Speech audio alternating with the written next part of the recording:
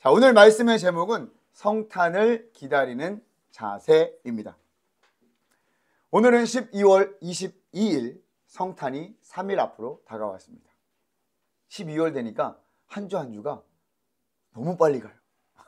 2024년도 2025년이 빨리 오기를 바라나 봅니다. 이렇게 또 성탄절이 찾아오고 있습니다. 여러분은 성탄절을 기다리셨습니까? 올해 성탄절에는 어떠한 기대감이 있으십니까? 그래도 저희 한명교회는 모든 성도님들이 선물을 이렇게 하나씩 받기 때문에 선물에 대한 어떤 기대감도 있으실 거예요. 바라옵기는 올해 성탄절은 그저 그렇게 시간이 지남에 따라 다시 돌아오는 성탄으로 보내지는 맙시다. 이 땅에 가장 큰 선물로 오신 주님을 기념하고 성탄의 기쁨, 또 성탄의 은혜를 더욱 풍성하게 채워가는 우리 한명교회가 되기를 소망합니다. 그렇게 하기 위해서는 우리가 남은 3일 동안 성탄을 잘 기다려야 할 것입니다. 오늘 주보를 장식한 사진을 한번 보실까요? 앞에도 나올 겁니다. 이 사진은 네덜란드의 화가 얀 반트 호프라는 사람이 그린 시므온과 안나입니다. 말씀을 준비하면서 시므온과 안나의 이미지가 여러 개 나오더라고요. 그 중에서 가장 감동된 이미지를 여러분들과 함께 나누고자 주보에 실어 보았습니다. 이분이 시므온이고요. 이분이 안나이겠죠. 특별히 저는 이 시므온의 이 평온한 표정과 또 이 안나 할머니, 정말 이 성경의 말씀과 같이 이 할머니지만 되게 기뻐하는 이 모습을 어디선가 본 듯한 그런 너무나 친근한 그런 모습이어서 이 이미지가 참 마음에 들었습니다. 그들의 표정 속에 오늘 성경의 본문을 잘 표현하지 않았나 생각해 봅니다. 우리는 보통 아기 예수님을 만난 사람들이라고 하면 동방에서 별을 보고 아기 예수를 경배하러 온 동방 박사들과 또 천사들의 소식을 듣고 구유를 찾은 양을 치던 목자들이 떠오르실 것입니다. 그들은 예수님의 탄생일, 정확히 그 탄생일이 언제인지는 모르지만 오늘 그날에 예수님을 만나러 왔던 자들이죠. 그런데 아기 예수를 만났던 자들은 그들 말고 또 있었습니다. 요셉과 마리아는 아기 예수님과 함께 예루살렘으로 향하셨습니다. 그 이유는 모세의 율법을 지키기 위함이었습니다. 오늘 읽지는 않았지만 누가복음 22장 21절에 보면 예수님께서 태어난 지 8일이 되어 할례를 행하셨다고 기록합니다. 창세기 17장 하나님의 명령을 따라서 예수님은 8째 날에 할례를 행하시고 그제서야 이름을 예수라라고 지었습니다. 천사가 전해준 그대로 말이죠. 그리고 이제 정결 예식을 하기 위해서 예수님과 요셉 그리고 마리아는 예루살렘 성전을 향했던 거예요. 이 정결 예식은 레위기 12장의 명령에 순종하기 위함입니다. 레위기 12장에 따르면 산모는 임신하여 아들을 낳으면 7일 동안 부정하고요. 그리고 8째 날에는 그 아이의 표피를 베는 할례를 행하고 그 뒤에 또 33일을 지나야 비로소 정결하게 하는 그런 기한이 차게 됩니다. 또 딸 아이를 낳으면 이거의 2배예요. 14일간 부정하고 66일이 필요합니다. 그러고 나서 예물을 가지고 여호와께 번제와 속죄제를 드림으로 부정했던 모든 것이 다시 회복되어 정결하게 되는 이러한 정결 예식이 오늘 예수님과 마리아, 요셉이 행하는 것이죠. 예수님의 육신의 부모였던 요셉과 마리아는 이 율법을 잘 지키려고 했던 것입니다. 그리고 예수님 역시 그 율법을 따라 율법을 지키며 자라셨겠죠. 이것은 굉장히 중요합니다. 유대인들에게 율법은 곧 하나님의 백성이라는 가장 중요한 기준이었고 그 율법을 지키느냐 지키지 못하느냐에 따라서 유대인의 정체성을 결정하는 아주 중요한 요인 중에 하나였습니다. 예수님은 유대인이 요구하는 가장 기본적이면서도 중요하게 여기는 율법을 잘 준행하셨던 것이죠. 그렇게 예수님은 태어난 지 약 40일 정도 되었을 때 일입니다. 40일 정도. 정결 예식을 위해서 예루살렘 성전을 방문했을 바로 그때 그곳에서 예수님을 기다리고 있던 사람들. 바로 시므온과 안나를 만나게 됩니다. 누가복음에서는 시므온과 안나를 각각 이렇게 묘사하고 있습니다. 먼저 시므온은 의롭고 경건한 사람이라고 소개합니다. 이 말의 의미는 유대인들의 종교적인 행위, 즉 율법을 잘 지키고 그 율법대로 행하는 사람이었다는 것을 의미합니다. 그리고 그 율법은 물론이거니와 당시 유대인들이 그 율법을 잘 지키기 위해서 세웠던 그 시행 규칙까지도 잘 지켰던 사람입니다. 그럼 그들이 따르고 그들이 중요하게 여겼던 그 율법이 무엇이겠습니까? 바로 구약 성경의 내용들. 하나님의 말씀을 잘 따르고 기억하고 그대로 지키려고 노력했던 사람들이었던 거죠. 그리고 이스라엘의 위로를 기다리는 자라고 설명하고 있습니다. 이스라엘의 위로, 그것은 무엇일까요? 시므온이 기다리고 있던 이스라엘의 위로는 로마 통치에서 벗어나 새로운 이스라엘을 세우는 그런 정치적인 위로만을 의미하는 것은 아닐 것입니다. 왜냐하면 시므온은 성령의 인도하심을 받는 자였기 때문입니다. 오늘 본문에는 시므온에 관한 이 짧은 이야기 속에서 성령이라는 단어가 3번이나 반복이 됩니다. 25절과 26절, 27절 3번 연달아서 이것은 시므온이 율법만 잘 지키고 중요시한 사람이 아님을 확신하게 합니다. 율법뿐만이 아니라 특별한 하나님의 영이 임한 사람, 성령의 특별한 인도하심을 받는 그런 사람이었던 것입니다. 그래서 가톨릭에서는 이 시므온이 구약의 마지막 선지자로 여기며 이 안나와 함께 성인으로 인정하고 있더라고요. 시므온은 주의 그리스도를 보기 전에는 죽지 아니하리라 하는 성령님의 지시를 받은 사람이라고 기록하고 있습니다. 분명하고 확실한 성령님의 지시였을 것입니다. 그러니까 자연스럽게 주의 그리스도가 누구인지 언제 올지 기다리지 않았겠습니까? 시므온이 젊었을 때 올지 아니면 느지막이 나이가 든 후에 성령의 지시하심을 들었는데 자세히 기록하지는 않았지만 이 시므온은 성령의 도우심으로 그 기다림을 잘 버텨냈던 것입니다. 그리고 결국 감격스럽게 40일 정도 된 아기 예수님을 만났던 것입니다. 시므온과 함께 아기 예수님을 만난 또 다른 사람은 안나라는 늙은 여성 선지자입니다. 누가는 그를 분명히 선지자로 부르고 있습니다. 안나 선지자는 결혼 후 7년을 살다가 과부가 되어서 84세가 된 여인이었습니다. 그 정도 돼 보이나요?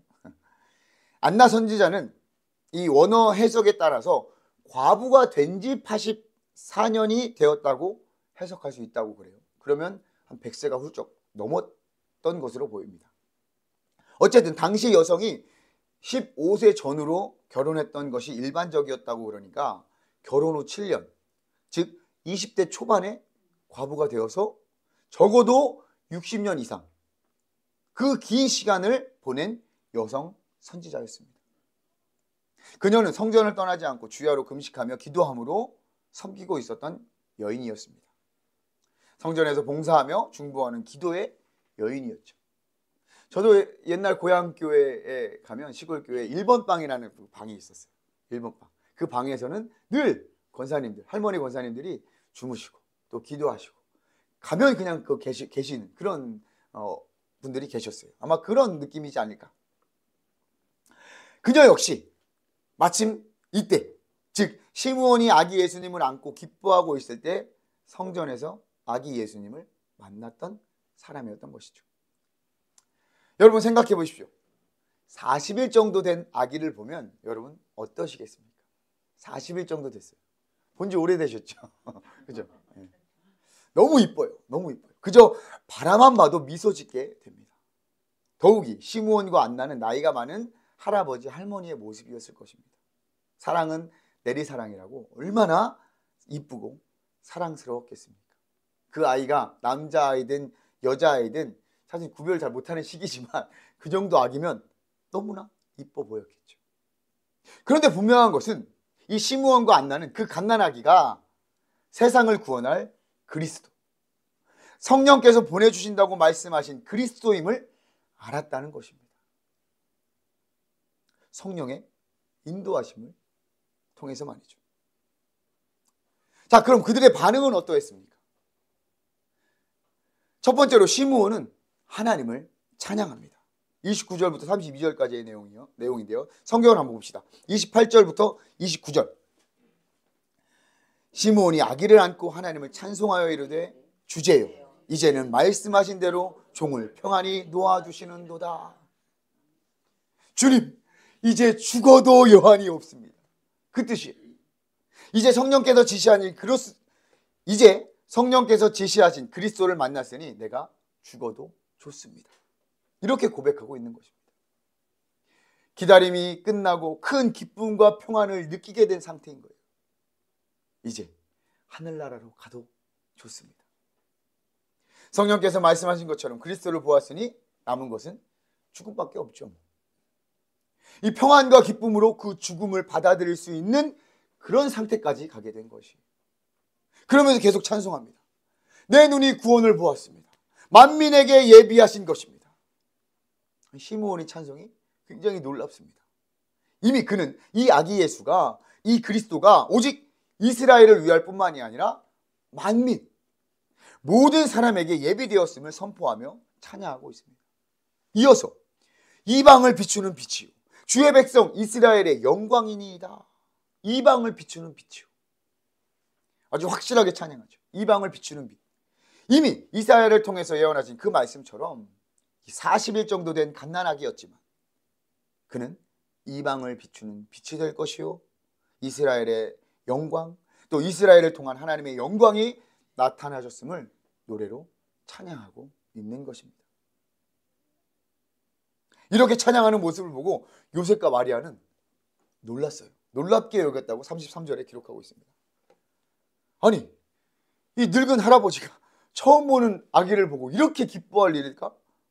이 아이가 어떤 아이라고 영광, 또 만민까지 부르며 찬양할 일이야? 이렇게 느꼈을 수도 있을 것입니다. 하지만 그들이 놀란 이유는 단지 그 이유 때문만은 아니었을 것입니다. 자, 요셉과 마리아는 이 아이가 어떻게 태어났는지 정확히 알고 있었던 사람이죠. 그리고 그들의 상황과 성품을 미루어 봤을 때 그들이 소문내고 다니지는 않았을 거예요. 그럼에도 이 시므온의 찬송을 들으니 그동안 그들에게 있었던 일들, 즉 천사가 마리아를 찾아오고 요셉의 꿈에 나타나서 마리아 데려오기를 두려워하지 말라는 음성을 들리고 사가랴와 엘리사벳의 반응, 또 동방박사의 경배, 양치던 목자들이 방문들을 통해 들었던 하나님의 말씀, 또 그들이 불렀던 찬양 그대로 시므온이 찬양하는 것을 들으니까 얼마나 놀랐겠습니까? 아니 어떻게 알았지? 이분 어떻게 아는 거예요? 그러면서 정말 이 아이가 보통 아이가 아니겠구나. 그러면서 더 놀랐겠죠. 그리고 시므온은 이어서 성령의 인도하심을 따라 요셉과 마리아에게 말합니다. 선지자의 역할을 감당한 것으로 볼 수 있죠. 성령의 인도하심을 따라 요셉과 마리아를 축복합니다. 그리고 아주 의미심장한 말씀이 이어집니다. 34절과 35절 함께 다시 한번 읽어보겠습니다. 시작. 시므온이 그들에게 축복하고 그의 어머니 마리아에게 말하여 이르되 보라, 이는 이스라엘 중 많은 사람을 패하거나 흥하게 하며 비방을 받는 표적이 되기 위하여 세움을 받았고 또 칼이 내 마음을 찌르듯 하리니 이는 여러 사람의 마음을 생각을 드러내려 함이니라 하더라. 아멘. 이게 누구의 말이라고요? 시므온이 이렇게 이야기하고 있습니다. 이미 우리는 예수님의 생애를 알고 있기 때문에 이 시므온이 이 말을 우리는 어떤 느낌인지 조금 알 수 있을 것 같아요. 예수 그리스도가 이 땅에 오심으로 많은 사람이 패하게 됩니다. 예수 그리스도를 믿지 않는 유대인들, 또 바리새인들, 예수님을 핍박하고 비방하는 자들, 그리고 이 세상의 통치자들. 그들은 예수님의 말씀처럼 돌 위에 떨어져 깨지는 자들, 가루가 되는 자들을 의미할 것입니다. 반면에 예수 그리스도, 그 이름을 믿는 자, 그 어떤 누구일지라도 하나님의 자녀가 되는 권세를 허락해 주셨습니다. 이보다 더 큰 흥함이 어디 있겠습니까? 아무런 자격 없는 우리를 이미 죄인 되었을 때 우리를 사랑하셔서 구원하시고 그 예수 그리스도를 영접하는 자로 하나님의 사랑스러운 자녀로 삼아 주셨습니다. 할렐루야. 찬양이 저절로 나올 수밖에 없지요. 비방을 받는 자의 표적이 되었다고 합니다. 예수님이 그러하셨죠. 십자가를 지시며 얼마나 큰 비난과 조롱, 멸시를 받으셨습니까? 누구도 그러한 비난을 받진 않았을 것입니다. 예수님의 오심은 그것을 온전히 감당하는, 우리의 모든 비방과 고난을 짊어지는 어린 양으로 우리에게 오신 것입니다. 그러니 육신의 어머니 마리아의 마음은 어떻겠습니까? 정말 칼로 그 심장을 찌를 듯한 아픔과 고통을 견뎌야 하지 않겠습니까? 심지어 십자가에 달린 아들을 마주하기도 했죠. 시므온은 성령의 충만하심과 지시하심을 따라 예수님의 사역과 사명을 선포하신 거예요. 그의 찬송과 또 선포가 놀라운 하나님의 뜻과 계획을 나타내고 있습니다. 안나의 반응은 어떻습니까? 38절에 먼저 그녀는 하나님께 감사합니다. 그녀가 무엇을 감사할 수 있었겠습니까? 너무 이쁜 갓난아기를 본 것이 감사의 제목이겠습니까? 사실 이 안나를 표현하면서 주야로 금식하며 라는 이 표현은 정말 하나님 앞에서 금식한 것도 있지만 자연스러운 금식, 즉 먹을 것이 없는 지극히 가난함을 뜻하는 표현이기도 합니다. 그도 그럴 것이 20대 초반에 과부가 되어서 60년 이상을 살아왔습니다. 잘 먹고 잘 살았겠습니까? 누구보다 그녀의 상황은 감사할 것 없는, 또 기뻐할 것 없는 그저 그런 삶이었을 것입니다. 하지만 성전에서 기도하며 하나님을 섬기며 그녀에게 성령께서 주신 약속에 대한 성취와 상황을 뛰어넘는 하나님의 위로가 있었기에 그녀는 하나님께 감사할 수 있었던 것입니다. 앞에 그림을 다시 한번 보시죠. 말씀을 통해서 작가가 상상하여 그린 글이지만 저와 여러분들도 충분히 공감할 수 있는 그림 아닙니까? 이 안나의 표정이 저는 너무나 마음에 와 닿았습니다. 그리고 이 평온한 그 저 표정, 시므온의 표정. 우리도 예수 그리스도를 만나면 이러한 상황을 뛰어넘는 하나님의 위로를 경험하며 감사할 수 있을 것입니다. 그래서 그런지 그녀는 예루살렘의 속량을 바라는 모든 사람에게 그에 대하여 말합니다. 그가 누굽니까? 바로 예수 그리스도. 성령께서 약속하신, 하나님께서 구약의 많은 선지자들 통해서 우리에게 보내주신다는 그 메시아를 말하지 않을 수가 없었습니다. 아직 갓난아이였지만 그가 오셨음을, 그가 이 땅에 태어났음을, 하나님의 약속이 신실하게 이루어졌음을 감사하며 말하고 있었습니다. 누가요? 84세 된 할머니 선지자 안나가 말이에요. 이렇게 시므온과 안나는 성전에서 아기 예수님을 만났던 사람입니다. 사랑하는 한명교회 성도 여러분, 여러분은 성탄을 어떻게 기다리고 계십니까? 예수님의 탄생을 정말 기다리고 계십니까? 아니면 그저 그렇게 시간이 지남에 따라 올해도 왔구나 하고 계시지 않으십니까? 우리가 남은 3일 동안 제대로 기다려 봅시다. 이 정말 그 큰 구원의 기쁜 소식을 들을 만한 자격이 있는 자들로 예수님의 탄생을 기다려 봅시다. 어떻게 해요? 바로 시므온처럼 말이죠. 먼저 짧은 3일의 기간이 남았지만 말씀의 소망을 붙들고 성령께서 주시는 소망을 품고 기다려 봅시다. 여러분, 구약 성경에도 많은 부분에서 예수 그리스도를 예언하고 있습니다. 그 예언의 말씀을 여러분 발견해 봅시다. 우리가 올 한 해 구약 성경을 집중적으로 살펴봤습니다.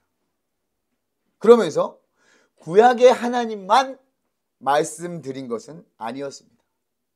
여러분 기억하실지 모르겠지만 제가 설교를 준비하면서 빠뜨리지 않으려고 노력한 것이 바로 예수 그리스도, 복음이었습니다.